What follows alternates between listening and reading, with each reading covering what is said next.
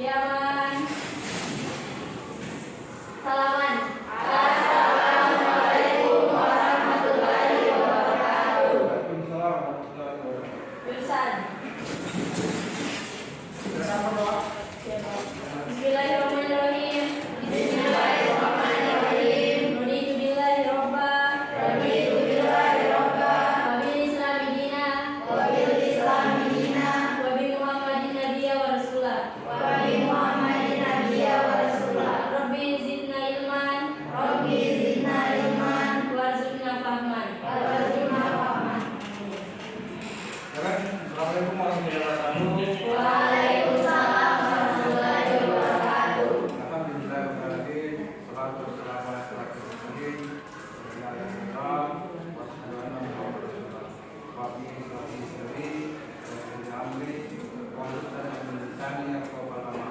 Ya, dan saya cukup senantiasa bisa panjatkan kepada Allah Subhanahu wa taala dan semua berkat dan pertolongannya sehingga kita bisa hadir dan bertemu kembali hari ini dalam rangka untuk terus belajar mengajar. Salawat dan salam dan lupa kita berikan kepada junjungan kita Nabi besar Muhammad SAW, kepada keluarga dan sahabat-sahabat. Allahumma shalli ala sayyidina Muhammad wa ala ali sayyidina Muhammad. Ya. Bagaimana kawan hari ini? Alhamdulillah baik. Ada yang tidak hadir? Ada semua. Ya, anak-anak sekalian, kali ini kita akan membahas suatu materi yang cukup penting dan pembahasan masalah sumber hukum Islam. Ada yang tahu sumber hukum Islam? Ada berapa? Ada berapa? Silakan bicara. Ada yang tahu atau baru dengar ini? Namanya sumber hukum Islam? Lupa. Ya baik. Sumber Islam itu ada tiga ya. Kita akan bahas pada pertemuan ini. Ada hadis siapa? Itu siapa tadi hadis? Hadis bagus satu. Apa lagi? Al-Quran. Baru. Hadis itu bersama dengan sunnah. Apa lagi? Belum tahu atau pura-pura lupa?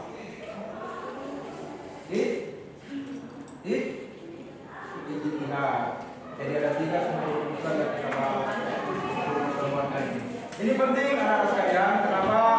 Agama kita adalah agama sempurna dan mengatur segala kehidupan kita. Kita bisa bayangkan kalau tidak ada aturan yang berlaku di jalan saja lalu lintas itu, kalau tidak ada aturan yang berlaku pasti terjadi tabrakan. Makanya harus ada aturan. Di sekolah juga begitu, harus ada aturan main yang diikuti. Demikian juga kita agama Islam, kita ada juga aturan-aturan yang harus diikuti. Itu ada sumber hukum Islam. Jadi segalanya berpatokan dan kembali pada aturan agama Islam. Baik, sebelum Bapak masuk ke materi, Bapak akan sampaikan dulu tujuan pembelajaran yang akan dicapai setelah kita belajar tentang sumber hukum Islam.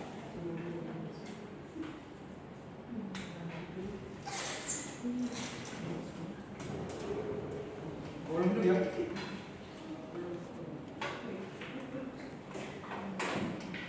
Sebelum kita bahas masuk ke materi ini, Bapak akan sampaikan dulu tujuan pembelajaran yang akan kita capai setelah mempelajari sumber hukum Islam ini. Ya, tujuan pembelajaran yang akan dicapai ada 4, yaitu setelah mempelajari ini, yaitu pertama, peserta didik itu mampu meyakini Al-Quran, hadis dan ijtihad sebagai sumber hukum Islam. Jadi setelah kita mempelajari ini, timbul keyakinan kita bahwa Al-Quran, hadis dan ijtihad itulah sumber hukum Islam. Kemudian yang kedua adalah peserta didik mampu menunjukkan perilaku ikhlas dan taat beribadah. Jadi diharapkan setelah membaca ini, yang dulunya barangkali kurang ikhlas sholat, diharapkan nanti sudah ikhlas sholat. Ya. Kemudian menunjukkan perilaku ikhlas dan taat beribadah sebagai implementasi pemahaman terhadap kedudukan Al-Quran, hadis, ijtihad sebagai sumber hukum Islam. Itu tujuan kedua. Kemudian masuk ke tujuan ketiga, yaitu menganalisis kedudukan Al-Quran, hadis dan ijtihad sebagai sumber hukum Islam. Ini tujuan yang ketiga yang akan kita capai. Kemudian yang keempat adalah mendiskusikan macam-macam sumber hukum Islam. Jadi 4 tujuan yang akan kita capai setelah kita mempelajari sumber hukum Islam. Siapa tadi yang bisa menyebutkan ada berapa sumber hukum Islam? Saya. Coba, silakan berdiri. Pak. Berdiri, silakan berdiri. Iya. Perkenalkan nama Ya, silakan. Rekan kawannya. Perkenalkan nama saya Ismail. Sumber hukum Islam itu ada 3. Ya, Yang pertama itu ada hadis, yang kedua Al-Quran, dan yang ketiga ada ijtihad. Oke, kasih aplaus dulu. Jadi ada 3. Cuma urutannya tadi ada salah sedikit. Ada yang bisa berdasar urutannya? Sudah betul. Coba urutan yang betulnya itu bagaimana? Ya, coba silakan. Jadi siapa namanya? Perkenalkan nama. Perkenalkan nama saya Istri Astriana. Ya. Dengan sumber hukum Islam yang pertama itu Al-Quran, Ya. hadis dan ijtihad. Ya, bagus. Berikan aplaus. Jadi sumber hukum Islam jadi memang sumber Islam itu ada pertama dulu adalah Al-Quran, kemudian kedua hadis, dan ketiga ada ijtihad. Nanti kita akan membahas apa itu Al-Quran, Al-Qurannya dari mana, hadis itu dari mana, kemudian ijtihad itu perlunya apa. Ya.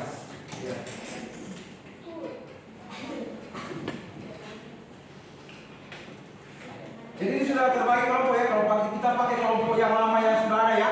Ya, kan sudah ada pernah dibagikan sebelum-sebelumnya. Jadi kita pakai kelompok. Jadi kita sekarang nanti pakai cara itu saja. Jadi kita nanti belajar, nanti ada kita kerjakan secara kelompok. Nanti dipresentasikan hasilnya. Namun kita masuk dulu ke materi, ya. Materi penjelasan perhatian. Perhatiannya dicukup optimalkan supaya nanti kalau ada yang kurang jelas bisa dicatat dan dipertanyakan nanti. Gitu ya, saya.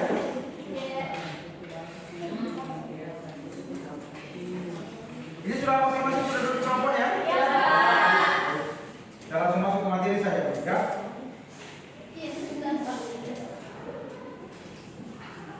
Sudah siap? Ya. Alhamdulillah. Ya, kita bahas tentang sumber hukum Islam. Jadi Bapak dulu gambarkan dulu secara global, secara keseluruhan. Nanti kita pertemuan ini cuma memutuskan membahas masalah Al-Quran sebagai sumber hukum Islam. Baik, sumber hukum Islam seperti tadi sudah disebutkan itu ada 3. Yang pertama tadi apa? Itu urutan. Jadi tidak boleh hadis dulu, kayak lain. Kemudian, nah sekarang kita paham apa itu Al-Quran. Ada bisa yang punya Al-Quran itu? Ya, dari segi bahasa Al-Quran berasal dari kata Qira'a, yang perahu, kiraan, Qur'an. Itu dari segi bahasanya, yang berarti sesuatu yang dibaca, ya, sesuatu yang dibaca. Kemudian pengertian secara istilah, Al-Quran itu adalah kalamullah yang diturunkan kepada Nabi Muhammad SAW dalam bahasa Arab, ya. Jadi Al-Quran itu bahasa Arab, bukan bahasa Spanyol atau bahasa Bugis. Jadi bahasa Arab yang disampaikan kepada kita secara mutawatir. Ditulis dalam mushaf, dimulai dengan surah Al-Fatihah, ya, dan diakhiri dengan surah An-Nas.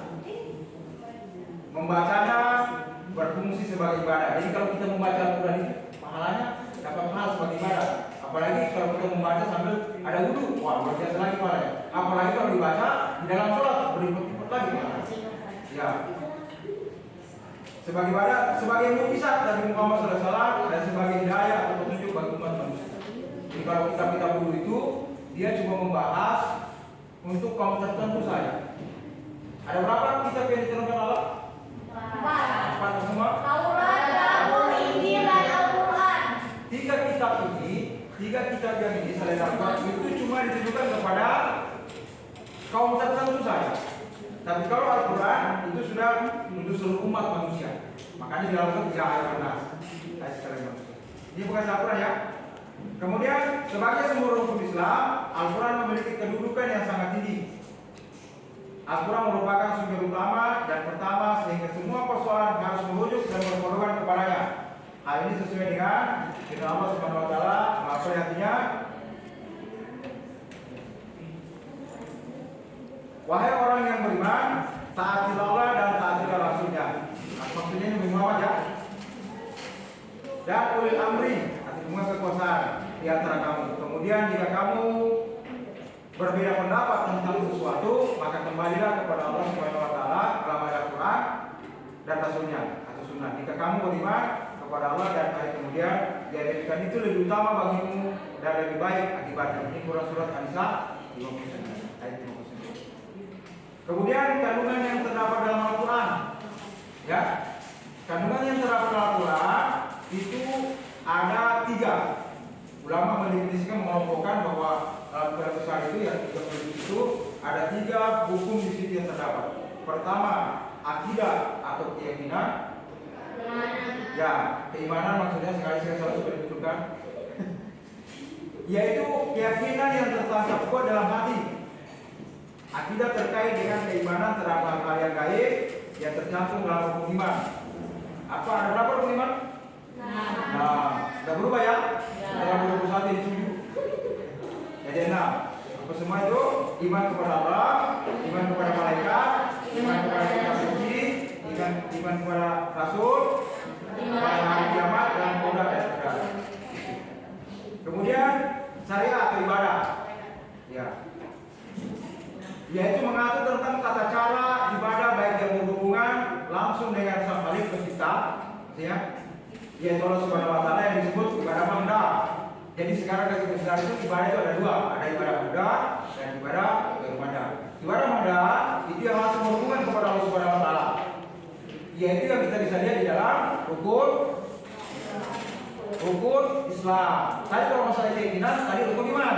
Sekarang masalah ibadah baru itu dilihatnya dia di rukun Islam, yaitu sholat, zakat, puasa, dan haji. Itu secara khusus kita lakukan. Itu namanya ibadah makhluk. Maupun yang berhubungan dengan makhluknya yang disebut dengan ibadah gairu makhluk. Gairu makhluk itu ibadah secara keseluruhan, secara umum. Ya, kemudian hukum ketiga akhlak dan budi pekerti. Ada tuntutan dalam hubungan antara manusia dengan Allah Subhanahu wa taala. Ini akhlak ya. Hubungan antara manusia dan manusia dan hubungan manusia dengan alam semesta. Hukum ini tercermin dalam konsep perbuatan manusia tanpa mulai dari gerakan mulut, ucapan, tangan dan kaki. Jadi ini masalah hukum akidah atau budi pekerti. Itu ya kawannya. Kemudian kita masuk ke hadis. Hadis secara bahasa berarti perkataan atau ucapan. Menurut istilah adalah segala perkataan, perbuatan dan ketetapan atau takrir Nabi yang dilakukan oleh Nabi SAW. Jadi sebenarnya hadis itu dari Nabi SAW. Jadi segala perbuatannya, ucapannya dan pembolehannya atau takrirannya namanya. Itu yang dijadikan hadis. Coba kaca ya. Kalau Bapak terlalu cepat, stop ya. Ya, Pak. Ya, supaya tidak terlalu supaya bisa dipahami dengan jelas. Kemudian kedudukan hadis atau sunnah sebagai sumber hukum Islam. Sebagai sumber hukum Islam, hadis berada satu tingkat. Nah itu tadi. Tadi kan langsung hadis baru Al-Quran. Jadi hadis Al-Quran dulu baru hadis. Satu tingkat di bawah Al-Quran. Artinya jika sebuah perkara hukumnya tidak terdapat dalam Al-Quran, yang harus dijadikan sandaran berikutnya adalah hadis. Jadi setelah di Al-Quran tidak dapat hukumnya, baik hadis. Kemudian contohnya sesuai dengan firman Allah, barang siapa mentaati Rasul untuk Muhammad, maka sesungguhnya dia telah mentaati Allah Subhanahu wa taala. Jadi kalau kita sudah sama Rasulullah berarti sama saja kalau kita taat kepada Allah Subhanahu wa taala. Dan barang siapa yang berpaling darinya, maka ketahuilah kami tidak mengusung Muhammad untuk menjadi pemeliharaan mereka. Ini Quran surah An-Nisa ayat 80. Jadi dikeluarkan hadis yang mana ya? Karena tadi waktu disebutkan sudah bagus, cuma urut-urutannya yang perlu. Dalam Quran. Fungsi hadis terhadap Al-Quran. Nah, ini apa fungsinya hadis terhadap Al-Quran? Fungsi hadis terhadap Al-Quran ada 4. Yang pertama, menjelaskan ayat-ayat Al-Quran yang masih bersifat umum. Jadi biasa dalam Al-Quran itu aqimus sholat, dirikan sholat, tapi tidak jelaskan bagaimana caranya sholat. Nanti hadis yang menerangkan caranya sholat begini, takbir baca ini dan seterusnya. Itu maksudnya. Jadi menerangkan, menjelaskan ayat-ayat yang masih bersifat. Kemudian memperkuat pernyataan Al-Quran. Jadi ada sudah konsul Al-Quran diperkuat lagi dengan hadis perkataan Rasulullah. Kemudian menerangkan maksud dan tujuan ayat yang ada dalam Al-Quran. Jadi secara khusus lagi dia kalau ada ayat yang berjelas dijelaskan secara mendetail. Misalnya aqimus shalah, bagaimana cara sholat? Nanti diterangkan di hadis. Caranya sholat itu begini-begini. Begitu. Paham tak ini? Bagus. Mudah-mudahan tidak mengganggu ya. Kemudian yang keempat, ini menetapkan hukum baru yang tidak terdapat dalam Al-Quran. Jadi tidak semua ada dalam Al-Quran itu hukum-hukum, dia cuma membahas secara umum saja. Makanya dijelaskan, diberikan ketetapan hukum baru dari hadis. Contoh ya, di dalam Al-Quran tidak menjelaskan bolehkah kita menikahi perempuan yang bersaudara. Itu tidak ada. Nanti hadis yang menerangkan bahwa kita tidak boleh menikahi perempuan yang bersaudara dalam waktu yang sama. Kalau sudah bisa dengan saudaranya, baru bisa nikah dengan saudaranya. Itu maksudnya. Jadi menetapkan hukum baru yang tidak terdapat dalam Al-Quran. Itu fungsinya. Kemudian macam-macam hadis. Ditinjau dari segi perawinya, hadis terbagi ke dalam 3 golongan, 3 bagian. Satu hadis mutawatir, yaitu hadis yang diriwayatkan oleh banyak perawi, ya, banyak, ya, benar? Ya, kita bagus. Jadi itu mutawatir. Jadi ada yang sahabat lihat, dia pernah Rasulullah bicara begini, banyak yang tahu itu. Itu namanya mutawatir, banyak yang meriwayatkan. Kemudian itu hadis mutawatir. Kemudian yang kedua adalah hadis masyhur. Hadis masyhur ini adalah diriwayatkan oleh 2 orang sahabat atau lebih yang tidak mencapai derajat mutawatir. Mutawatir itu kalau seperti tadi banyak yang meriwayatkan, barangkali ada 100 orang sahabat tahu semua itu. Tapi kalau ini cuma sebagian saja, makanya derajatnya masyhur.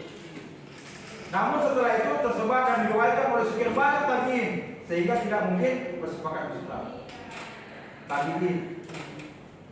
Ada yang tahu tabi'in? Coba kita jelaskan tadi. Tabi'in itu adalah muridnya sahabat. Jadi Rasulullah sahabat punya murid di bawah namanya tabi'in. Biasa kan ya? Tabi'in. Ada lagi itu. Ada tabi'in. Tabi'in itu murid dari tabi'in. Begitu saja. Jadi Rasulullah sahabat tabi'in. Artinya tabi'in murid dari tabi'in. Ya, begitu. Paham ya? Kemudian yang ketiga adalah hadis ahad, yaitu hadis yang hanya diriwayatkan oleh 1 orang atau 2 orang perawi sehingga tidak mencapai derajat mutawatir. Jadi itu tingkatannya dari orang yang meriwayatkan hadis. Paham ini sampai ini? Alhamdulillah. Kita masuk ke sumber hukum yang ketiga. Ijtihad. Ada bisa baca ijtihad? Ini karena biasa ya. Di Zoom. Sabi ya. Gini.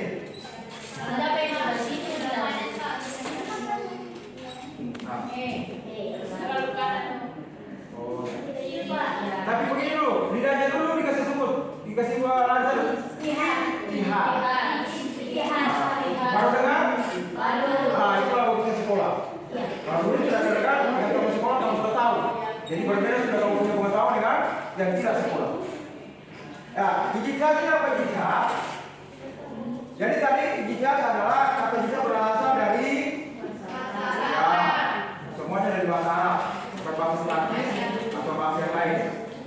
Arab ijtihada jadi dulu ijtihada, yang berarti mengarahkan segala kemampuan atau bersungguh-sungguh mencurahkan tenaga atau bekerja secara itu secara bahasa.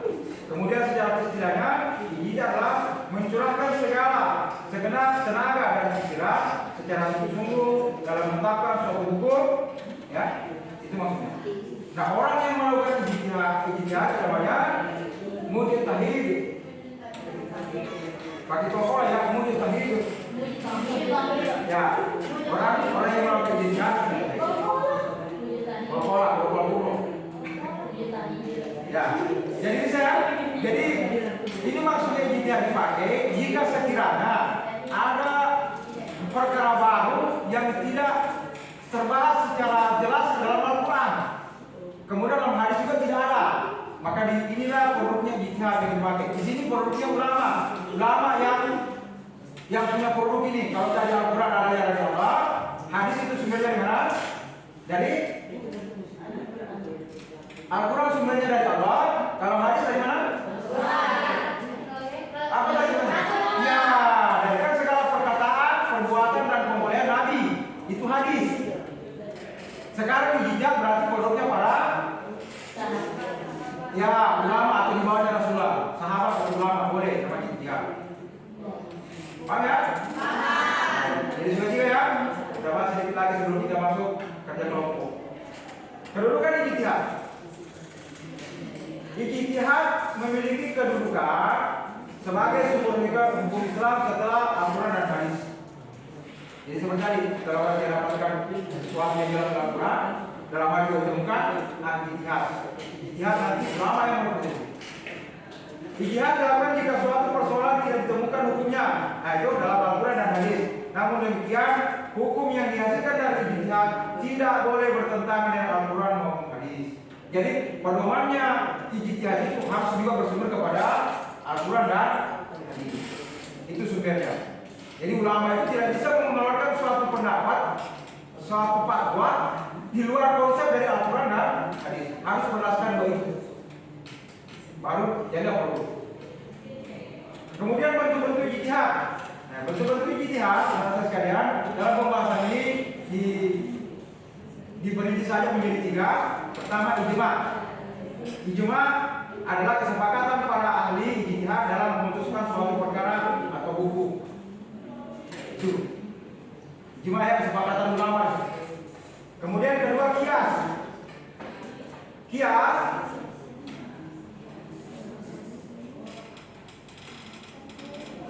jadi qiyas ya. Ini kata qiyas sudah biasa dengar atau baru? Alhamdulillah. Dengar lagi, tidak tahu lagi. Jadi kalau besok seorang bicara qiyas, kamu tidak melompat, sudah bisa dikasih.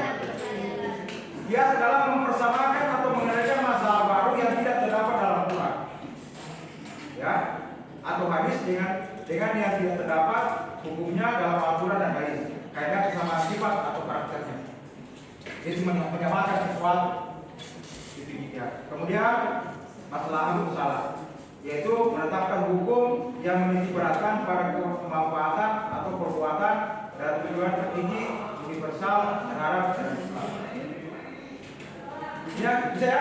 Ada berapa bentuknya ijtihad? 3. Semua?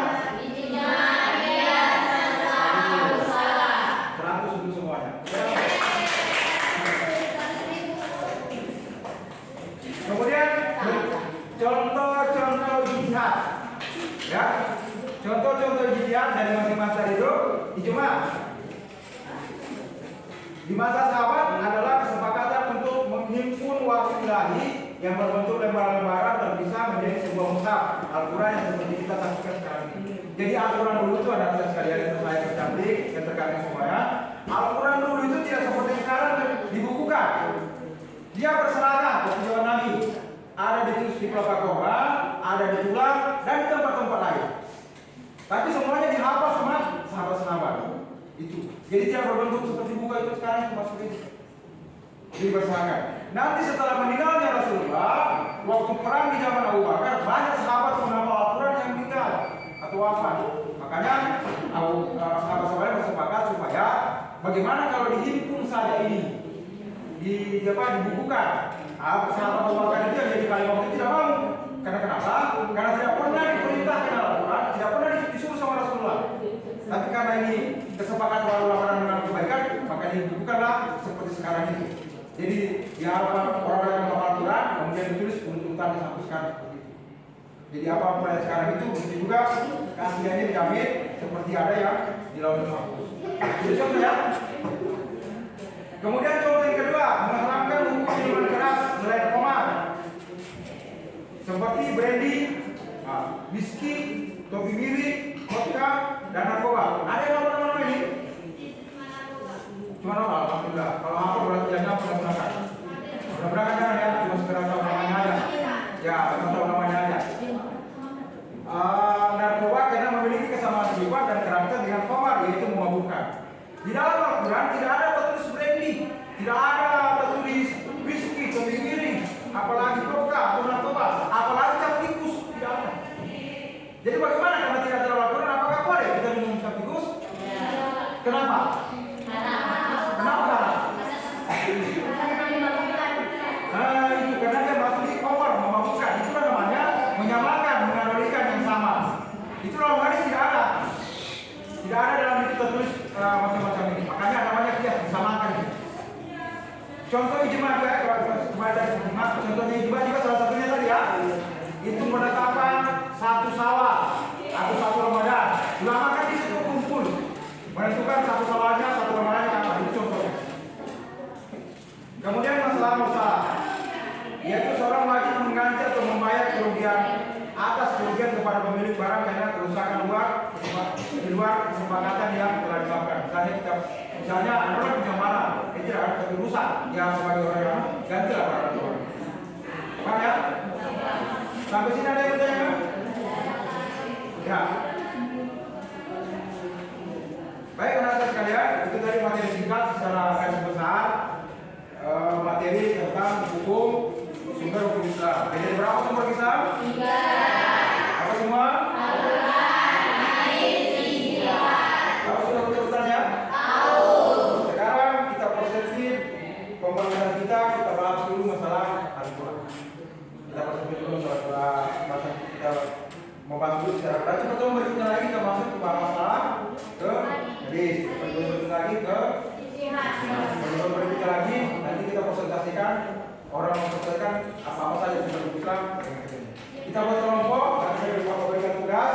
Jadi tugas kalian, anak-anak sekalian, tugas kalian adalah mengidentifikasi atau mencari dalil atau sumber yang mengatakan bahwa Al-Quran itu adalah sumber hukum Islam. Ya, nanti saya kasihkan buku kalau yang cari itu. Kalian cari bahwa yang mana yang menjadi dalilnya bahwa Al-Quran itu adalah sumber hukum Islam. Kasih kelompok saya dia mana ya? Baik ya. Nanti kerja, saya kasihkan buku nanti pada buku. Kalian cari jawabannya. Ini kelompok 2, kelompok 3 ya. Kelompok. Nanti sebagai bahan kalian mencari, aku bagikan buku. Kalian baca. Ini 4 ya. Kita turun berapa ya? 4. Ini 4 ya. Silakan.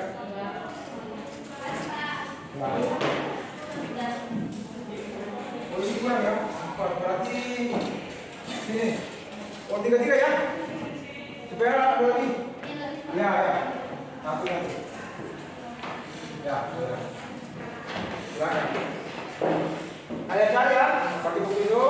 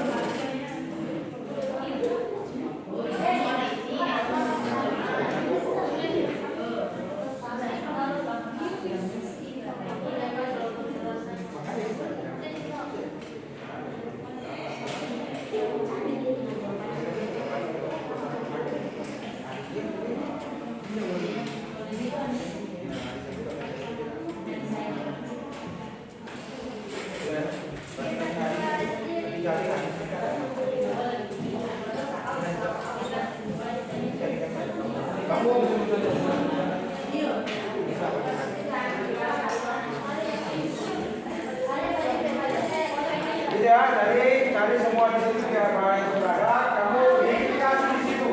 Mana dalilnya yang mengatakan bahwa Al-Quran itu sebagai sumber hukum?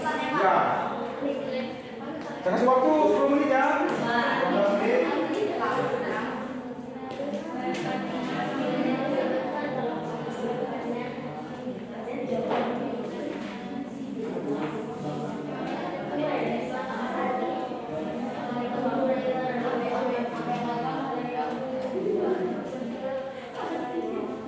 Nanti kalau ada yang kurang jelas, silakan ditanya aja.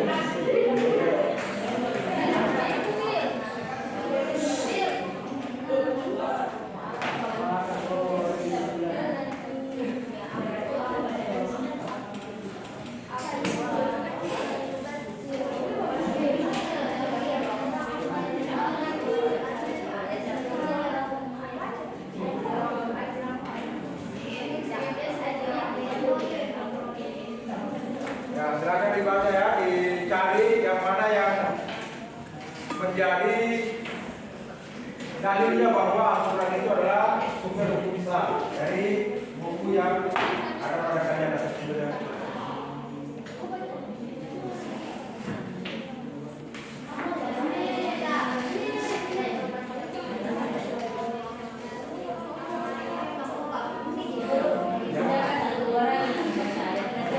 Boleh, silakan. Kerjasama silakan. Apa nanti ada yang dibacakan itu? Jadi nanti anak-anak sekalian, nanti kalau sudah selesai nanti kita bacakan hasil diskusinya. Kalau ada ayat yang mau dibaca, tidak apa-apa, kerjasama. Teman yang bacakan ayatnya, dia bacakan. Boleh, silakan. Namanya satu kelompok, ya. Kerja kelompok.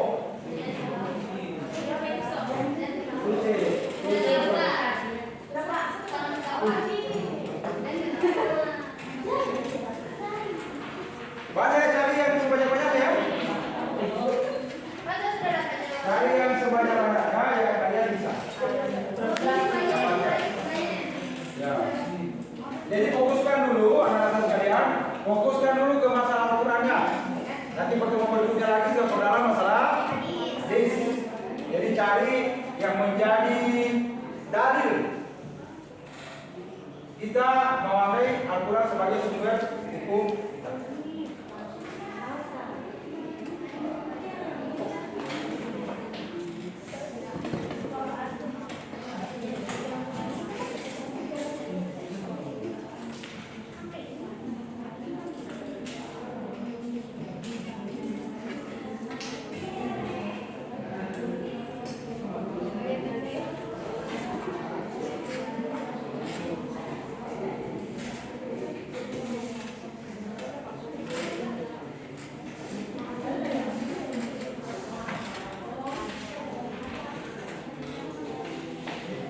Oke, baik, sudah semua?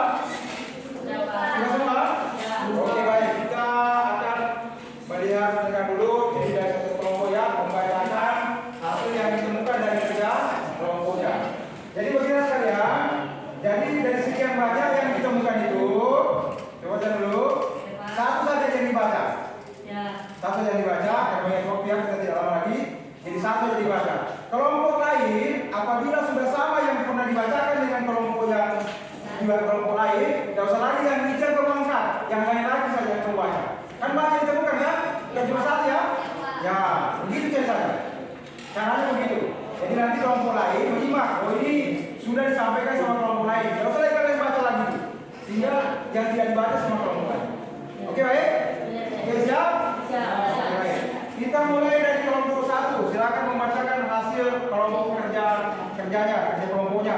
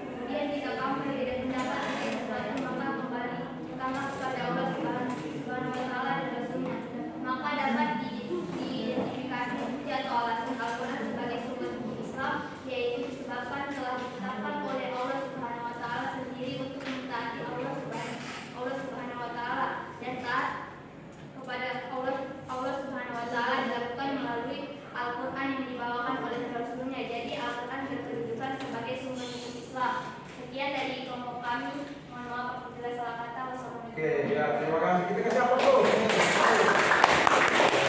Kita akan ya mewakili, bacakan nanti bukan jalan tim untuk Bapak, Bapak nilai. Sekarang ini kelompok 1, sekarang kelompok 2 ya, Pak. Kelompok 2 ya ini, silakan kelompok 2. Bacakan hasil kerja kelompok 2. Assalamualaikum warahmatullahi wabarakatuh. Perkenalkan, nama saya Putri Asiana, perwakilan dari kelompok 2. Langsung saja, bukti atau alasan Al-Quran sebagai sumber hukum Islam. Firman Allah Subhanahu wa Ta'ala yang menyatakan bahwa Al-Quran adalah petunjuk ke jalan yang paling lurus dan memberi kabar gembira. Allah Subhanahu wa Ta'ala berfirman dalam surah Al-Isra ayat 9. A'udzubillahi minasyaitonirrajim. Bismillahirrahmanirrahim. Inna hadzal Qur'ana yahdi lillati hiya aqwam wa yubassiru mu'minina alladzina ya'maluna as-solihati anna lahum ajran kabir. Sadaqallahul azim.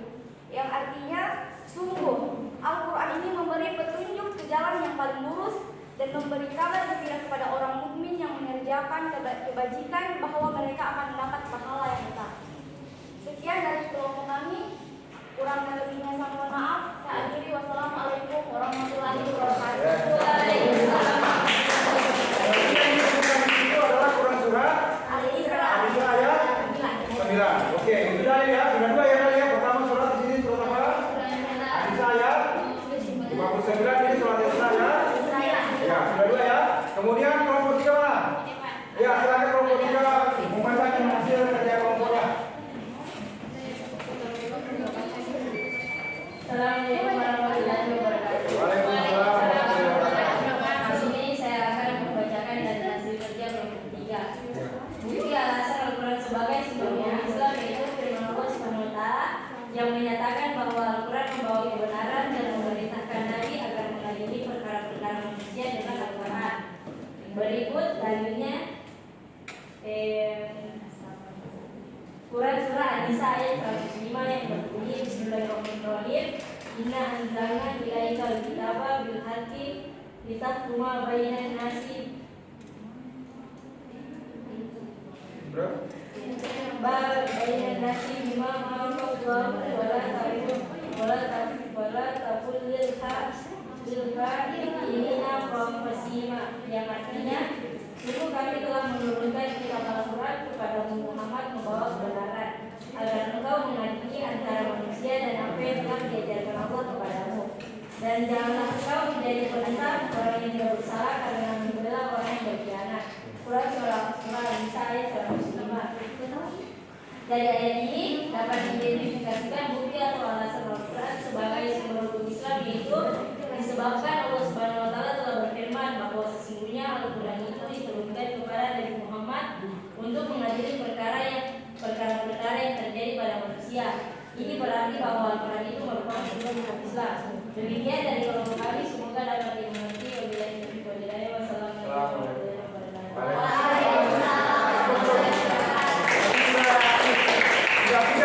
Ini saya apa surat Quran surah An-Nisa ya. Sudah kelompok tadi ya. An-Nisa ya. Ya, sudah 3 tadi ya. Sekarang sekarang kita masuk ke kelompok 4. Silakan membacakan hasil kerja sama kerja kelompoknya. Assalamualaikum warahmatullahi wabarakatuh. Waalaikumsalam warahmatullahi wabarakatuh. Perkenalkan, hasil kerja saya dari perwakilan kelompok 4. Di sini saya akan membacakan hasil dari diskusi kami. Bukti atau alasan Al-Quran sebagai sumber hukum Islam. Hadis yang bersumber dari Imam Bukhari dan Imam Muslim. Bismillahirrahmanirrahim. Amma ba'du ala ayyuhan nasu fa'innama ana basyaru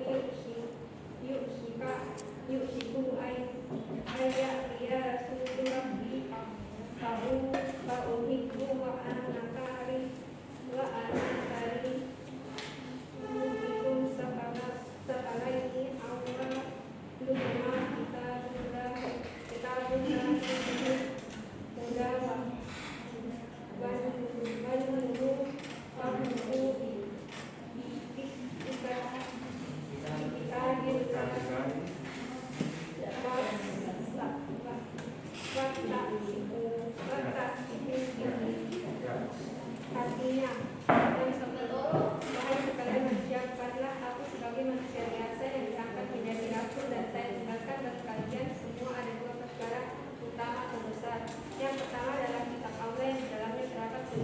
dan cahaya kebenaran, maka ikutilah kitab Allah atau Al-Quran dan berpegang teguhnya kepada Allah.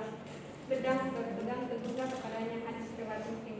Dari hadis tersebut Rasulullah Shallallahu Alaihi Wasallam memerintahkan agar kita umatnya untuk mengikuti dan berpegang teguh kepada Al-Quran. Oleh sebab itu, kita sebagai umat Nabi Muhammad Shallallahu Alaihi Wasallam harus taat kepada beliau dan menjadikan Al-Quran sebagai pedoman dan pegangan hidup kita selama dunia sampai akhirat. Ini berarti bahwa segala aktivitas kita dalam kehidupan sehari-hari haruslah berpedoman kepada Al-Quran dan menjadikannya sebagai sumber semesta. Mohon maaf apabila ada kesalahan saya jadi memberikan taufiq hidayah. Waalaikumsalam warahmatullahi wabarakatuh. Saya maafkan ya, tadi sudah dalilnya semua dari Al-Quran. Yang tadi ini dari hadis ya, sampai ya. Hadis itu waktu Rasulullah itu mengadakan haji wada, haji perpisahan, menyampaikan ini setelah sekian lama di dalam kemudian Rasulullah wafat. Itu hadis ini waktu dibacakan ini tadi itu ada penggalan dari hadis sewaktu Nabi menyampaikan pidatonya di haji wada, haji perpisahan. Tidak lama setelah itu Rasulullah wafat. Yang setelah penaklukan kota Mekah. Ya, demikian sekalian hasil diskusi tadi sudah, alhamdulillah sudah semua. Jadi untuk menanggapi mungkin kita ada dulu atau ada yang mau bertanya, silakan. Ada Pak. Ada pertanyaan? Sudah semua sudah jelas? Jadi kalau ada pertanyaan nanti disimpan saja dulu, nanti pertemuan berikutnya ditanyakan. Ya. Jadi nanti ini hasilnya dikumpulkan, dituliskan nama ketua kelompoknya siapa, namanya ada, nanti dikumpulkan ya. Hasil yang kalian kerjakan itu. Silakan dikumpulkan hasil kerjaan. Jangan lupa terus lama ya.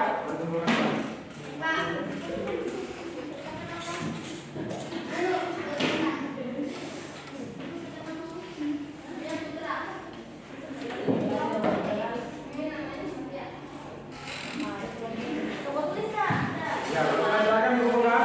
Ya, dikumpulkan dari polanya. Hasilnya dulu, jangan pulang.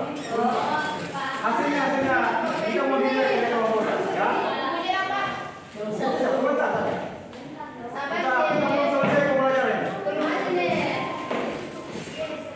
Ya sudah ya. Kita sudah bertemu juga. Ya, baik rekan sekalian. Karena sudah sekali kelompok sudah, nanti minggu depan Bapak bagikan hasilnya ya. Ya, sekarang kalau ada pertanyaan dicatat saja dulu. Nanti pertemuan berikutnya kita akan interaksi tanya jawab. Untuk sekarang ini tugasnya cuma mencari sumber atau dalil yang menandakan bahwa Al-Quran itu sebagai sumber Islam.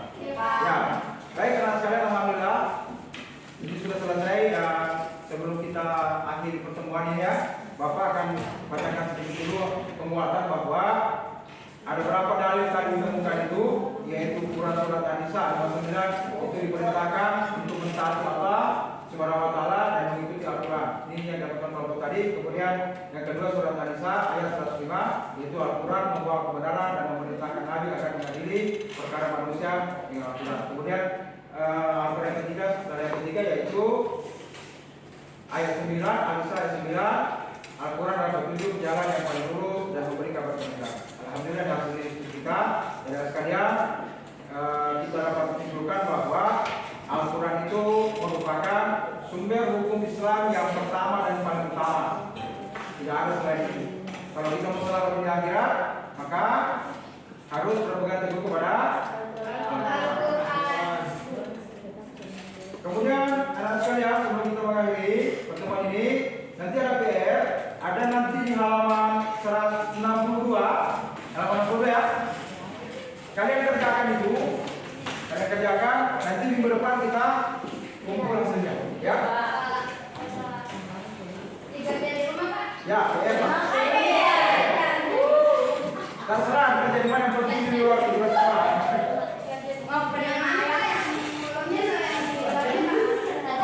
Ada di halaman 12 yang itu pertanyaan saya itu evaluasi manual.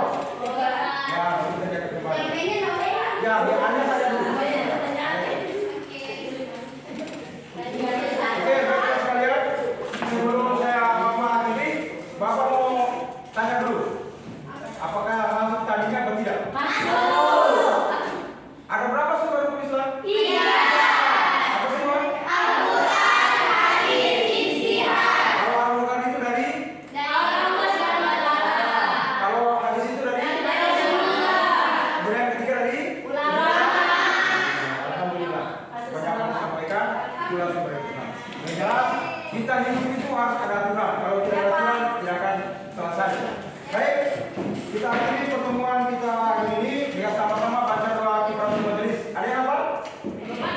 Kifaratul majelis, kalau tidak ikut Bapak saja. Awalnya Baik. ikut Bapak ke ujung, Pak. Bapak saja.